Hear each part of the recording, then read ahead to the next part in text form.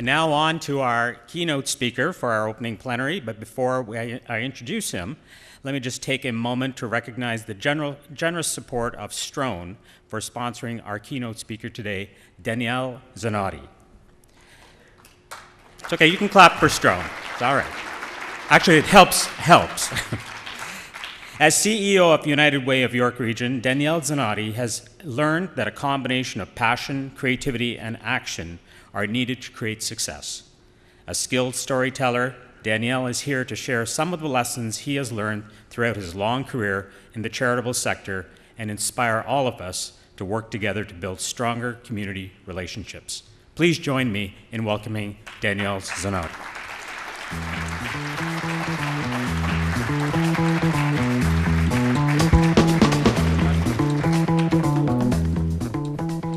Thank you, Sharad, for that generous intro.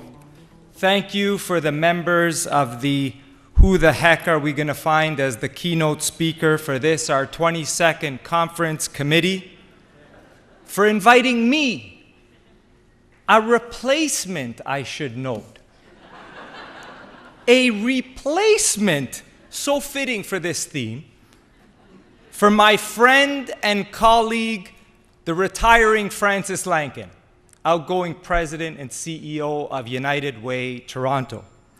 Thank you for our opening plenary sponsors, Strone, emergency and restoration professionals. How fitting. Saw a last-minute emergency in a lack of speaker, jumped in, perfect. Thank you to all the housing staff, regional, municipal staff that are here. Give yourself a cheer. Let me hear you. To all the residents, volunteers who are here from across the province, stats say you are part of an annually decreasing tradition in Canada, the tradition of volunteerism. On average, Canadians contribute 2 billion hours of volunteering per year. 77% of that coming from 1/4 of the volunteers. Most of you probably here in this room. What you do know, though, is that for every volunteer committee you join every year, you cut your chances of dying next year in half. Keep joining committees, my friends. Let me hear it from those volunteers who have traveled far and wide. Nipissing, anybody from Nipissing here? Kawartha, Orillia, Port Elgin, Lanark, Windsor, Essex, Timmins. No one from Timmins. Cochrane, London. I hear we have people from Kingston, Jamaica. Oh, jeepers, that's the wrong Kingston. Kingston's here. See, there you go. Brantford, Rainy River, Ottawa. Ladies and gentlemen, people have come as far away from Toronto. Thank you all for coming. Thank you, members of the Ontario Nonprofit Home Association. What? What do you mean? No, I got it right. Ontario Nonprofit Home Association. I got it right. That's what you should be called. If that's all you remember about my keynote, my job is done. 3 weeks ago, I visited a family in Vaughan, the city above Toronto, one of 9 municipalities in York Region. York Region is a sprawling amalgam of urban, suburban, and rural communities. Less than a decade ago, 300,000 people. Today, over 1 million. We are, by all indicators, amongst the Greater Toronto Area, the province, and Canada's most healthy, wealthy, and wise communities. And yet, between 2001 and 2006, we saw a staggering increase in the number of people living in poverty, 55%. A severe lack of affordable housing, and a slim, stretched, and underfunded social service network.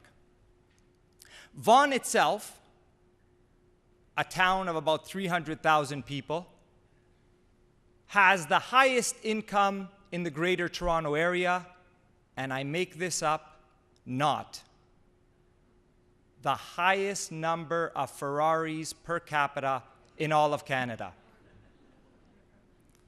The dad I was visiting, Nitan, 2 master's degrees from India, 2 part-time jobs in Canada. Tim Hortons in the AM, a furniture upholsterer in the PM. I drive up to this beautiful suburban home, 3-car garage. Nitan tells me, when you get in the driveway, Zanotti, call me on my cell phone, I'll come out.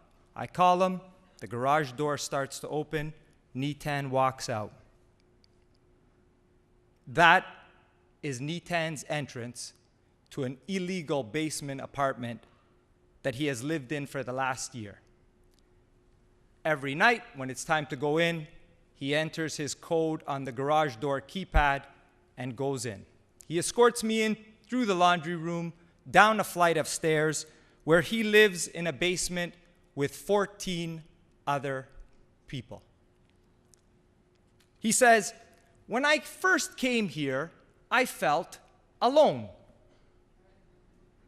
Alone. That word is foreign to an Italian-Canadian kid like me. When my mother said, we're going to the airport alone to pick up your Uncle Beppy, there were 2,000 of us packed into Terminal 1. When she said, we're having a Sunday lunch alone in the basement, 83 relatives were craving in on my pasta.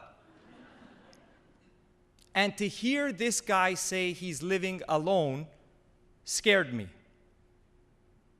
Now, he says, this is the only place in the city where I feel connected, where they know me, ask how my day is, ask how I'm doing. This is home. Home, I say, in partial support, partial shock, and partial awe. There are 2 ways of getting home, he says. One is to never leave. The other is to travel the whole world until you come back to a place, any place, that feels like home. My friends, you are in home business. Creating home, getting people home, making them feel like they're home. Fundamentally different than the housing business, even if it is one small word. You all know the difference between a house and a home. After all, you live this every single day. This is why you're here. This is why you dedicate countless hours to Maslow's fundamental hierarchy of need, upon which all other social determinants rest: having a roof. But I would suggest that this small shift from providing housing to creating home represents the single largest challenge and opportunity for you, individually in your own work, together as a team in your shop, collectively as a movement. A return of some sort, not to doing things right differently, but as Ottawa said, to doing the right things differently. Of the last 22 conferences you have held since 1988, over 14 have included the themes future, tomorrow, ahead. And roughly the same amount have included the words change, innovation, new, as though you needed, as though you were searching for something different. Magic, a practice, a process, a person. This year, your conference branding includes 28 words. Check out the first page of your conference guide. Rejuvenate, re-engage, revision, rethink, refocus, recommit. For goodness sake, people, I'm a replacement for Francis Lankin.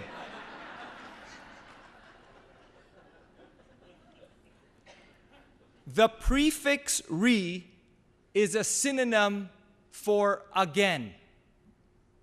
Re indicates a return to a previous condition, a repetition of a previous action.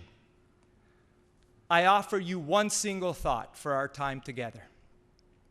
Your answer is not something new, not something ahead of you. It is a return home on multiple levels, in who you serve, where and how you serve them, in your strategic thinking and operational practices. Now the question is, how? Well, that was what Francis Lankin was going to talk to you about. Thank you, goodbye.